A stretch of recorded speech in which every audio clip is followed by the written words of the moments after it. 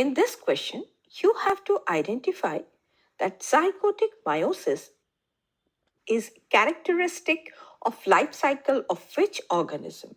Option A, fucus. It is incorrect because in the life cycle of fucus, gametic meiosis is observed during gamete formation, but not zygotic meiosis. Option B, funaria. It is also incorrect because in their life cycle, meiosis occurs during spore formation in diploid sporophyte, but not in zygote.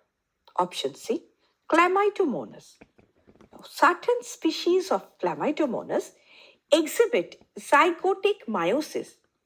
That is, the zygote is the only diploid stage, and meiosis occurs immediately after zygote formation to produce haploid cells, characteristic of organisms with a haplontic life cycle.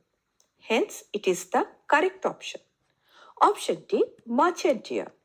It is also incorrect because in the life cycle of Merchantia, meiosis occurs during spore formation in the diploid sporophyte, but not in zygote.